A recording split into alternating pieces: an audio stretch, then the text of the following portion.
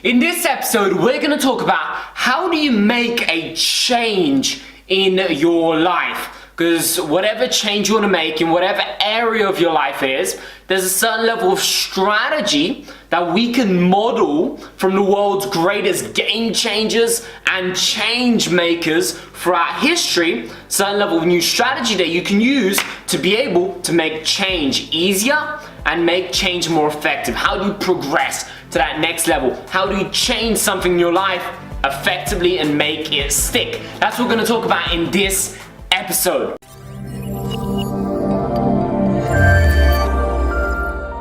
Welcome to episode 28 of the Accelerated Achievement Show.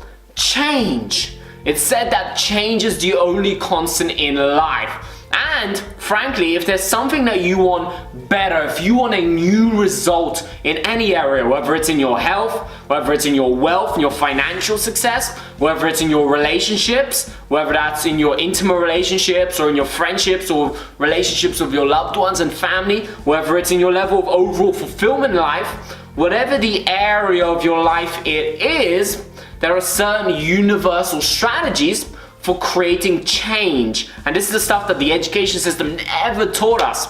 It didn't tell us how do we create change in our lives. Often it taught us things that frankly we don't need nowadays on a day-to-day basis. But if we want to be able to create a new result of something, there's times where we need to make a change in our lives. We have to address it with a new level of strategy. That's what I want to share with you here. How can we model throughout history the world's greatest game changers and change makers? How do we model their philosophies and their psychology and their strategy around change? So if you want to make a change in your life, a change for the day, for the week, for the month, for the year, a change in your health, in your wealth, in your love, in your fulfillment in life, the first thing that's important for us to understand is that most people approach change the wrong way. Most people attempt to kill off the bad instead of creating the good. So the first strategy here, first important thing for you to note down, for you to write down or for you to remember is, if you want to make any type of change, focus on creating the good rather than killing off the bad. Yet, so often, because we never get taught this stuff, we focus on killing off the bad. Let's say someone wants to go and they want to make a change in their diet. They go on this new diet and they spend their entire time saying to themselves, hey, I can't have meat, and I can't have dairy, and I can't have gluten, and I can't have this, can't have this, can't have this. They attempt to kill off the bad. They're fighting against the bad, and they think that's their most effective approach to creating a change in their life.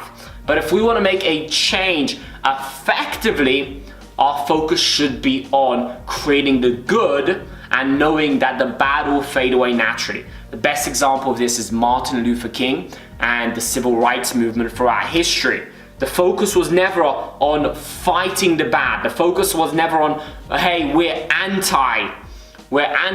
against this, we're against this, we're against this, we're against inequality. It was always about creating the good, about equality, around more peace, around more fairness in society. It was about creating the good. If you hear Martin Luther King's speeches and some of the greatest other leaders during that time, the most successful ones were the ones that were preaching the good. They were preaching the positive. They were preaching, this is how we want it. They weren't out there going and preaching, hey, we don't want this, and we don't want this, and we don't want this. They were preaching the good, and their focus was entirely on that. A great quote from Mother Teresa goes, if you invite me to an anti-war rally, I won't come. But if you invite me to a pro-peace rally, I'll show up. That's not the exact quote word for word, but that's the premise of it. It's not about if she wants to come to an anti-war rally, if she gets invited to that, she wouldn't come, based on what we know, based on what she said. But if she's invited to pro-peace, now that's different. So let's go back to the example of diet. When people want to make a change in their diet, and again, this applies not just to health, it applies to your wealth, it applies to your skills, it applies to your influence, it applies to your intimate relationships, it applies to your happiness, a lot of different aspects it applies to. The universal principles stay the same, but let's say, let's use this example of health. People, they go on this new diet, and the idea of a diet is cutting stuff out, hence most diets fail. Compared to the people that successfully change their eating habits, firstly, they don't focus on a short-term diet, I'll cover that in a moment, but secondly, their focus is on what they can have. I've been very privileged to see this in my own life when a number of years ago, about 3-4 years ago now, I transitioned from eating, like most people, like we've all been told to eat, to going on being vegetarian, then vegan, then raw vegan. I've seen this transition in my own life, and now I've been able to be privileged to be raw vegan for 2, 3, whatever it is years. I don't count the days. I'll cover that again in a moment. But the focus should always be, people often say to me, hey, but you can't have meat, isn't that sad? You can't have cheese, you can't have this. I keep reframing every time that they say you can't have that, I go, I choose not to, or I can have this. Yet most people on a diet, the reason they fail on a diet is simply because they go on a diet, then they spend their whole day saying, I can't have this, I can't have this, I can't have this, I can't have this, even though there are literally hundreds and thousands of foods they can still have. There are literally thousands of foods vegetarians can have, literally thousands of different options that even vegans can have. Literally thousands and thousands of different food options, yet their mind automatically goes to the few things that they can't have. Hence, that change doesn't last. So if you want to make a change in your life, first thing, first distinction, first strategy here, write this on your wall, plaster it somewhere. Focus on creating the good, not on killing the bad. Just like Martin Luther King, just like Mother Teresa, just like Gandhi, similar scenario there. Was about creating the good. It was about pro-peace or pro-equality. It wasn't against fighting the bad. So same thing there. Whatever change you want to make, how can you focus on creating the good? Focus on what you want rather than on fighting the bad. That's the first thing. And second thing, for us to understand the cycle of change. If we can understand the cycles that change goes through, we'll be able to more effectively deal with some of the symptoms that come up. So most changes will go through this similar cycle. So firstly, let's say day one of making a new change, whether it's in your diet, whether it's going and running every day, or whether it's going into your office an hour earlier or an hour later, whatever the change is, what change it is irrelevant. These strategies can apply to almost any change that we can make. So this cycle, so first few days, it's easy. It starts off very easy to make that change. Why? It's because we have the excitement around making a change. The moment that we make a decision, like for example with New Year's, people make a decision, hey, I'm gonna do this. And the first day they do it. Day one, most people don't quit on day one. They don't quit on January 1st. They quit maybe on 4th or 5th. 5th is approximately, based on what we now know, is the approximate cutoff point where people drop off from their New Year's resolutions. That's the average. But most people don't quit on the 1st. Why? Because the 1st, there's excitement around making a decision.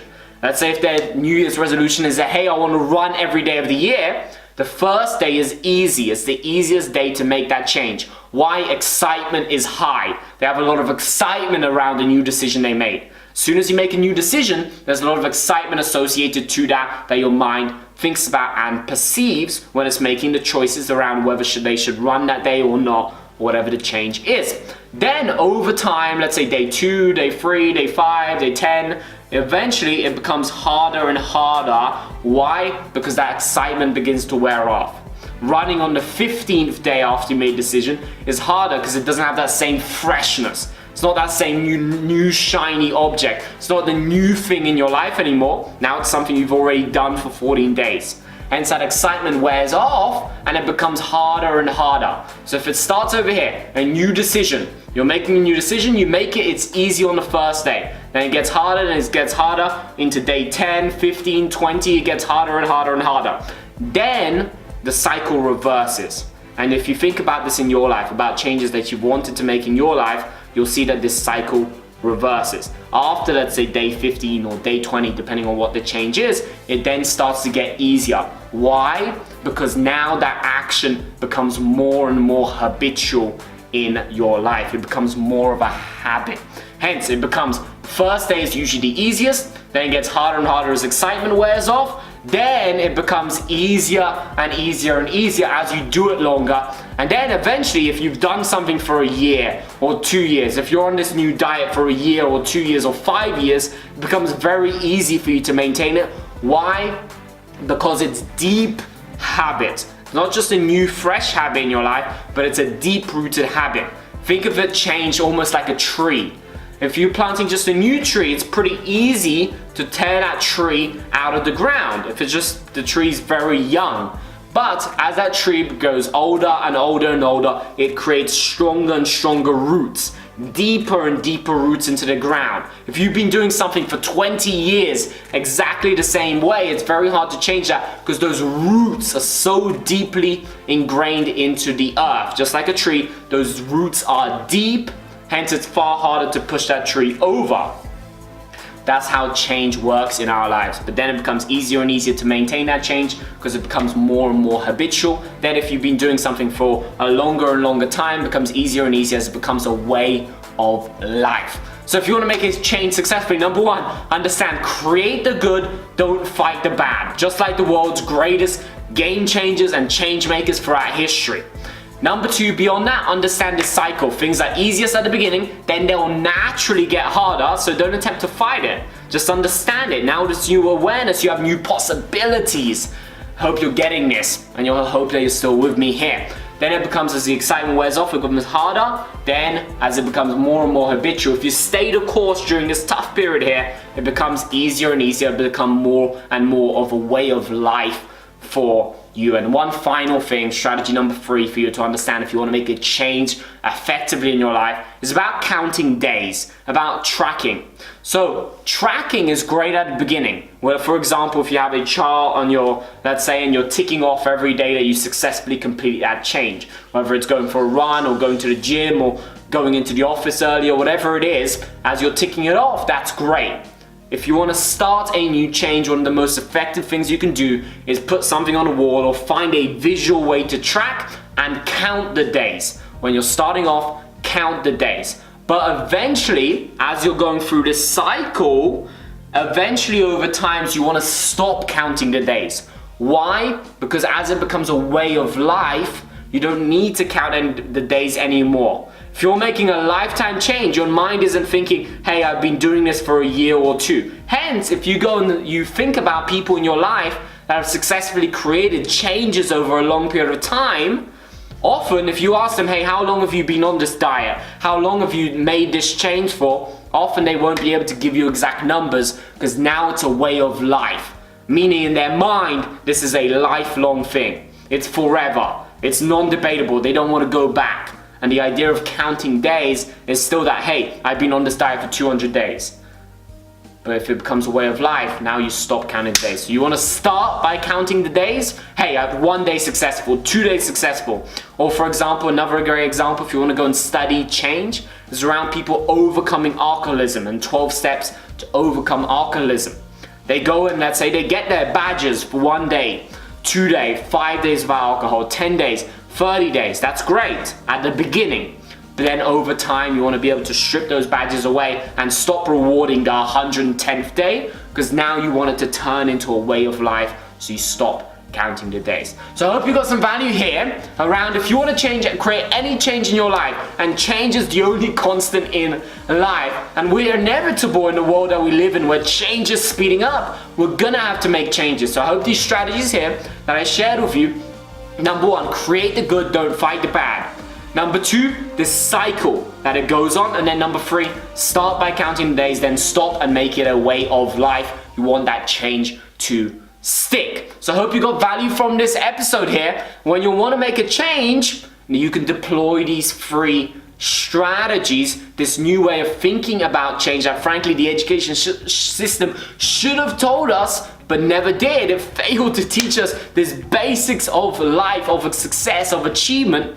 That's why I'm so passionate about sharing this stuff. So if you enjoyed this episode, make sure you like and comment below. Comment with your biggest takeaway from this, and then go and share this out with other people. Share this wisdom so people are more aware. They can make their changes stick in their life, so they have more success, more fulfillment, more happiness in their lives. Pay this message forward. Pay it forward. So like, comment, share. Make sure you subscribe or follow wherever you're watching this to stay tuned, for more episodes like this of the Accelerated Achievement Show. Achievement accelerated with the Accelerated Achievement Show.